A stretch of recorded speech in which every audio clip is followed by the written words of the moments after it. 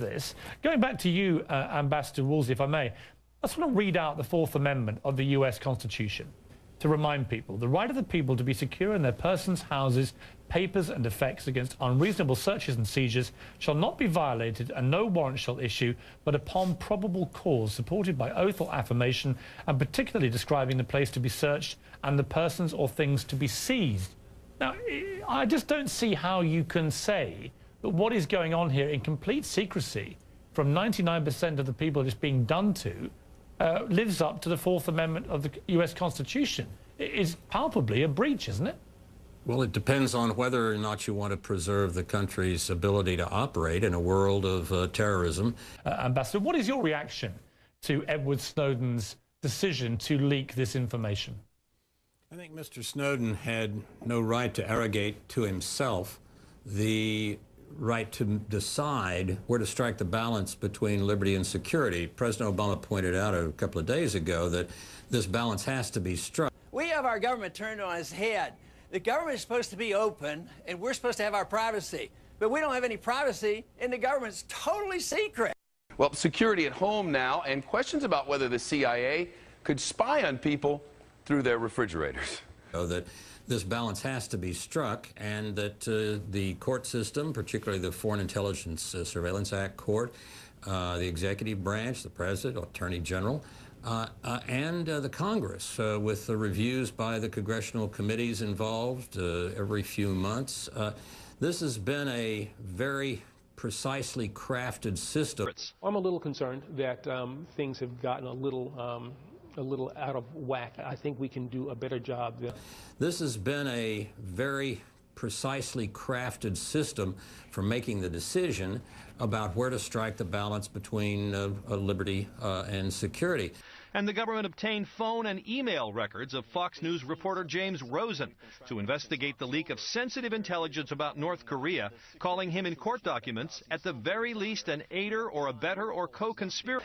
I want to touch on three different areas. I want to start with the Rosen affidavit because it states in pertinent part there is probable cause to believe the reporter has committed a violation of the Espionage Act.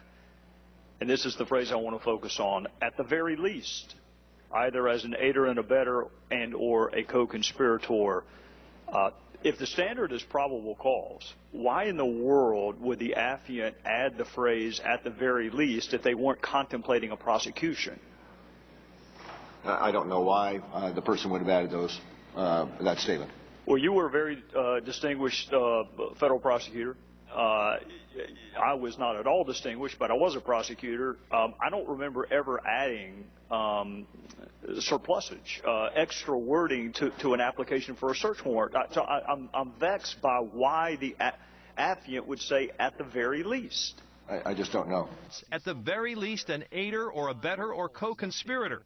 Holder says that phrase was required by law to get a search warrant. I don't like that because it means that me as a government official who has great respect for the press is in essence saying that a reporter who is doing his or her job and doing that very important job is somehow branded a criminal, and I'm just not comfortable with that. And Snowden arrogated that entire decision to himself. He decided that it was him who got to strike that balance, not the elected representatives that we vote for, not the president. And when you have a dictatorship or an authoritarian government, truth becomes treasonous. And this is what they do. If you are a whistleblower, or if you're trying to tell the American people that our country is destroying our rule of law and destroying our Constitution, they turn it on and they say, oh, you're committing treason. So this is a big problem.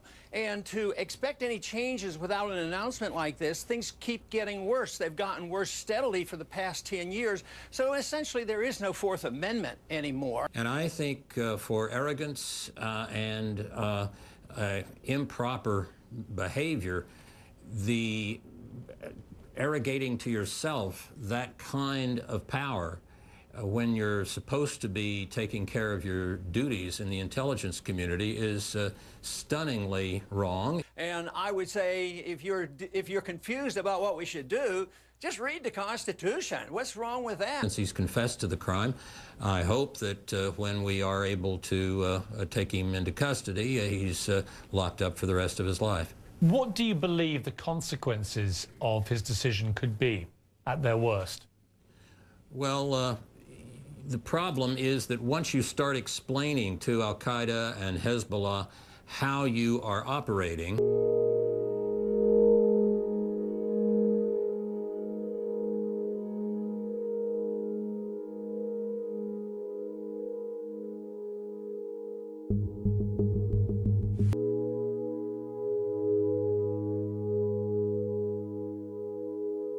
After 9/11, they took one of the programs I had done, or the back end part of it, and started to use it to spy on everybody in this country. So that was a program they created called Stellar Wind.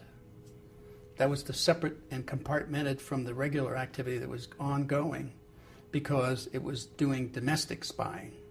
All the equipment was coming in. I knew something was happening, but then when the contractors I had hired came and told me what they were doing, it was clear where all the hardware was going and what they were using it to do. How you are operating, they can avoid what you're doing. And you can't explain to the American people without explaining to Hezbollah and Al-Qaeda. Once you're sitting there blabbing. We had an FBI consultant on the picture. He told me that 1 in 5 phone calls that you make are recorded and logged. And I laughed at him, and then he played back a phone conversation I'd had 2 years prior to joining the picture. The FBI consultant.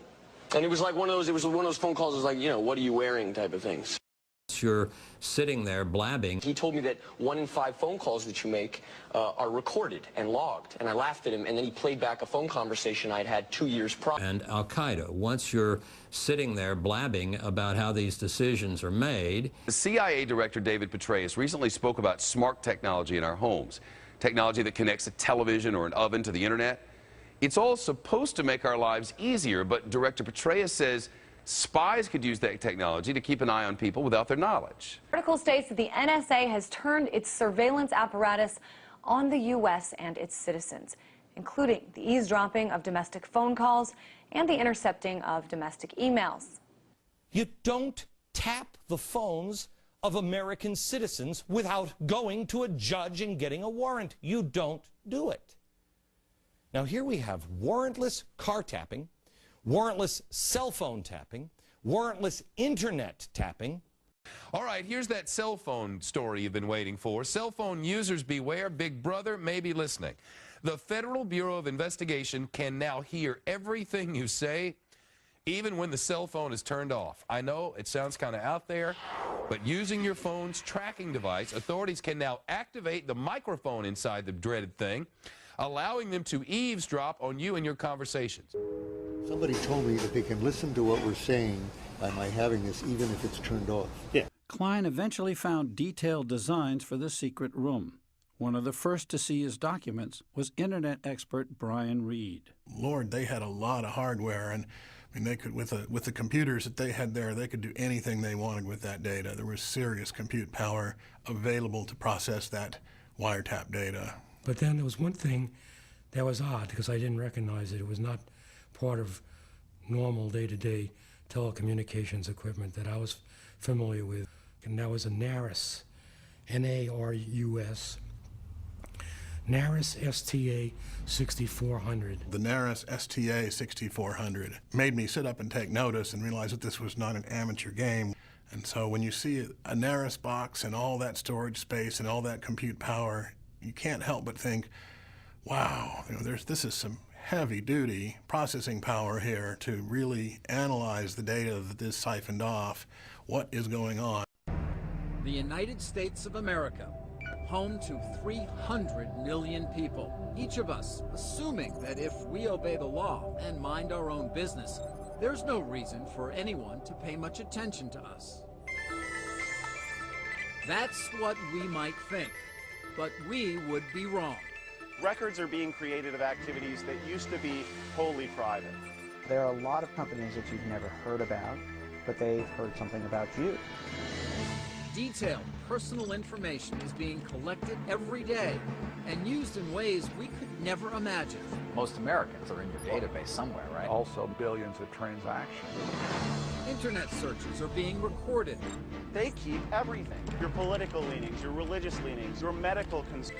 And personal phone calls? I was under the impression that nobody could steal my cell phone records. As it turns out, I was very, very wrong. And you can't explain to the American people without explaining to Hezbollah and Al-Qaeda. Once you're sitting there blabbing about how these decisions are made, you have decided you're going to tell our enemies, those who want to kill us, those who want to fly airplanes into buildings. Good afternoon. U.S. Attorney General Eric Holder announced that 2 Iranian men have been charged in a murder-for-hire scheme sponsored by factions of the government in Tehran. The complaint alleges that this conspiracy was conceived, was sponsored, and was directed from Iran, and constitutes a flagrant violation of U.S. and international law, including a convention that explicitly protects diplomats from being harmed. The charges say the men were hoping to kill the Saudi ambassador to the United States, Adel al-Jubeir, by using a bomb to blow him up at a Washington restaurant. U.S. officials say the 2 men discussed other alleged plots, including attacking the Saudi and Israeli embassies in Washington. Officials identified one suspect as Mansour Arbab Siar, a holder of Iranian and U.S. passports who was arrested at New York's John F. Kennedy Airport late last month. Authorities say the second suspect, Gholam Shakouri, is an Iran-based member of the Quds Force, which is part of the Revolutionary Guard Corps. The United States says the Revolutionary Guard is involved in plotting terror worldwide. Officials say Shakouri remains at large.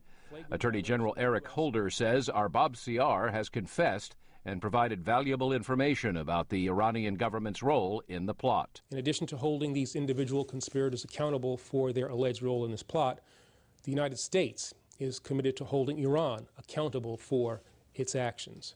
A spokesman for Iranian President Mahmoud Ahmadinejad denied the accusations, calling them baseless. DOJ's announcement of the foiled Iranian terror plot on the Saudi Arabian ambassador to the U.S. comes at a time, as we were just discussing, when Eric Holder has been subpoenaed for the Fast and Furious operation. Why do you think the Attorney General is hyping this so-called threat from Iran? Why do you think it was announced when it was announced? And does any of this make sense to you? Well, I think, first of all, Ms. Miller's description of the operation is correct. It's like a Marx Brothers movie, but without the Marx Brothers, just some dummies they recruit from the street. I think one thing we need to keep in mind is that the performance of the FBI and DOJ in the area of terrorism has been pretty pathetic over the past couple years. They may have jumped at something because it gave an appearance of actually being successful, but really it turns out to be just another sting, Judge. This is another counterterrorism operation at the end of the day that lured somebody into running it, apparently. All right, this is basically a claim by the federal government that it protected us from harm that was never really there and never really threatening us to begin with. That this conspiracy was conceived, was sponsored, and was directed from Iran. The industrial military complex, they're rooting for a war. Neocons, Republican candidates, everybody in the U.S. that their #1 preoccupation in terms of foreign policy is Iran bashing because it's another convenient bogeyman. You know, this in a script conference in Hollywood, this thing will go to the garbage immediately. The problem is being peddled by the Attorney General of the United States. And for Iran, if they wanted to kill a Saudi ambassador, they could do it in the Middle East. It's very easy. They have Iranian agents all over the Middle East. It could be the Saudi ambassador in Iraq or in Lebanon. It would be very easy for them to do. Why would they bother to mount such a sophisticated operation on American soil, knowing that everything in the U.S. is intercepted by American intelligence, phone calls, emails? That everything in the U.S. is intercepted by American intelligence, phone calls, emails.